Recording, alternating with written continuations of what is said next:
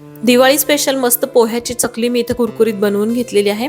1 वाटी पोहे, अर्धी वाटी पंढरपुरी डाळ मिक्सरला बारीक करून पावडर करून चाळून घेतली आहे। यामध्येच 1.5 वाटी तांदळाचे पीठ चाळलेले वापरले। सुके मसाले लाल तिखट, धने जिरे पूड, हळद, हिंग, ओवा, तीळ, मीठ असं सगळं छान एकत्र करून घेतलंय। पाव वाटी कडकडीत तेल घातले, आपण इथे गरम केलेलं तेल हवं।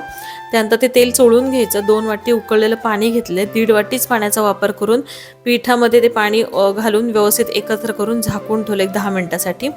आणि नंतर आपण जे उरलेलं पाणी होतं ते परत थोडंसं गरम करून घेतले आणि चांगलं पीठ असं मध्यम मळून घेतलं। जास्त घट्टही नाही, जास्त सैलसर पण नकोय। एका बाजूला कढईमध्ये तेल तापायला ठेवलं। इथं आपण चकली जी आहे ती पाडून घेतोय आणि गरम तेलामध्ये दोन्ही बाजूनी छान रंग येईपर्यंत कुरकुरीत अशी चकली आपण तळून घेतोय। छान कुरकुरीत अशी चविष्ट चकली आपली अगदी पटकन तयार होते। धन्यवाद।